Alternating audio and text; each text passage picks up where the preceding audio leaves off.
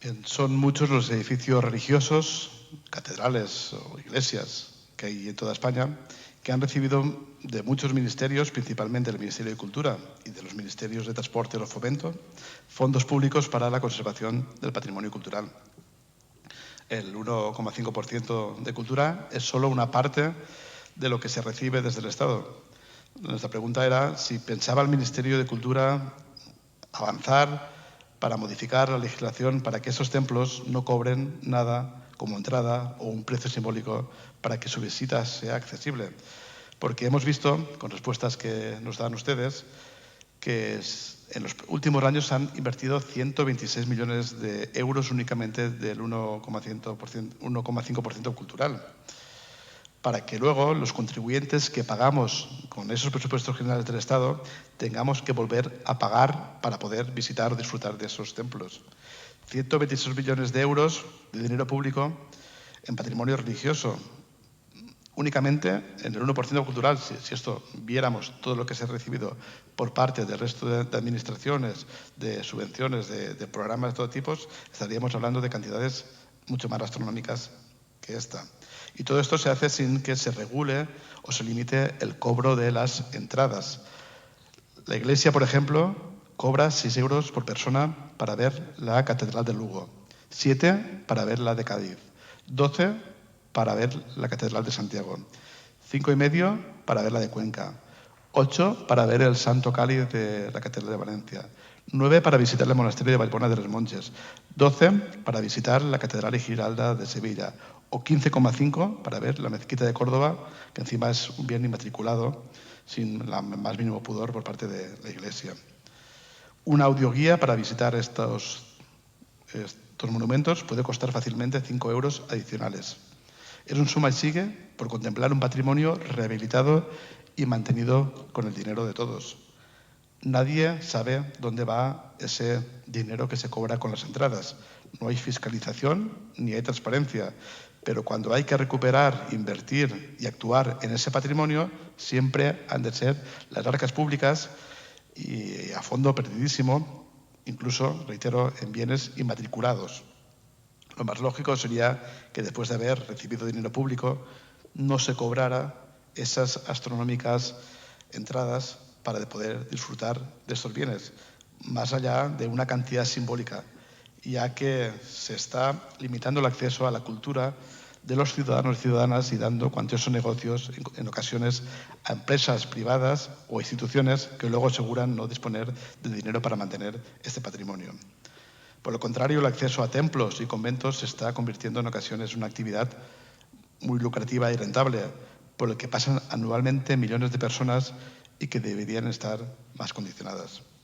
Lo cierto es que las bases reguladoras de la concesión de estas ayudas públicas no recogen ninguna condición o limitación relacionada con el precio de las entradas. Y con ello, el Gobierno legitima así que la Iglesia o cualquier otra entidad, pública o privada, esté haciendo negocio con la venta de entradas, y estamos hablando de muchos millones que normalmente se destina a esto. En otros lugares de Europa, el Estado asume la titularidad de los bienes cuando una confesión religiosa no puede hacerse cargo del mantenimiento de estos bienes, aunque luego les ceda el uso. Por eso la pregunta es si va a promover el Gobierno algún tipo de cambio en las bases de la concesión de ese tipo de ayudas, de ese tipo de convocatorias, para que no paguemos y repaguemos y volvamos a pagar el mantenimiento de estos bienes y luego no podamos disfrutarlos a ellos sino pagando astronómicas entradas. Gracias. Yo practico lo que considero que es un sano agnosticismo, pero con un gran respeto a aquellos que tienen una religión, que profesan una religión o que son ateos. Yo solo llegaba a ser agnóstico. Si usted dice, hombre, es que hay precios prohibitivos, bueno, habría que ver caso por caso. En uno me ha parecido que decía 5, 6, 7 euros. Vamos a ver, yo que soy muy amante de lo público, sé que para mantener las cosas a veces hay que pedir una aportación. Y yo me alegro mucho de vivir en un país en el que quedó muy atrás el tiempo de quemar iglesias y en cambio ahora nos cabe a todos el honor de mantener ese patrimonio para uso y disfrute no solo de los creyentes, sino de todos aquellos amantes del arte. Yo creo que he sido bastante respetuoso en todas mis intervenciones Y a mí una reducción al absurdo de mi intervención pues no me parece tampoco correcto. Poner en mi boca afirmaciones o aseveraciones de palabras que no he dicho es que está fuera de lugar. En ningún momento es un tema religioso. Estamos hablando de la Iglesia Católica como, al ser la confesión mayoritaria en ese Estado, pues obviamente es la que más patrimonio acumula. Pero es que también estamos hablando también lo he expuesto, ¿no?, de patrimonio que está en manos privadas, en castillos, museos, palacios, fortalezas de todo tipo. La pregunta no era esa, la pregunta no es cómo revierte a la ciudadanía el poder disfrutar de estos bienes que se están recuperando gracias a la función del Estado. Y no es una crítica a la Iglesia, realmente pasa lo mismo que en el Ministerio. Usted lo decía antes, no es suficiente presupuesto, pues seguramente las diócesis no tienen suficiente presupuesto, los obispados no tienen suficiente presupuesto o capacidad económica para mantener ese patrimonio en condiciones. Y lo vemos, ¿no? En la lista roja de patrimonio hay centenares o miles de ermitas que están a punto de desaparecer de un valor histórico incalculable. El problema es cómo revierte luego esto para todos, ¿no? Porque el problema es el de siempre.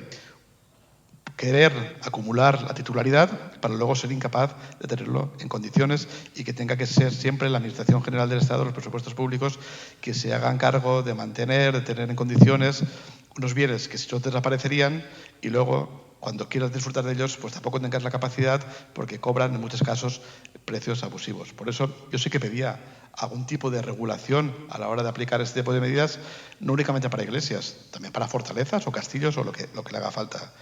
En la respuesta anterior escrita decían que este tipo de ayudas vienen condicionadas a un uso público durante al menos 50 años. Pero es que eso no se cumple. No se cumple ni en iglesias, ni en castillos, ni en fortalezas. Por eso la pregunta era más una petición. Hemos sacado los datos, nos parecían que eran potentes y seguramente se quedan cortos.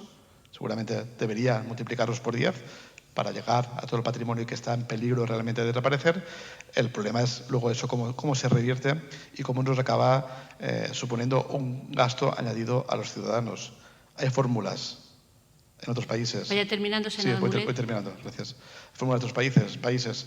La gente que venga de fuera y no ha aportado económicamente en los presupuestos generales del Estado, pues que paguen una entrada y entradas reducidas. Por eso le pedíamos que a la hora de convocar ese tipo de iniciativas tuvieran esa sensibilidad que AFC ya ha visto que no la tienen. Gracias.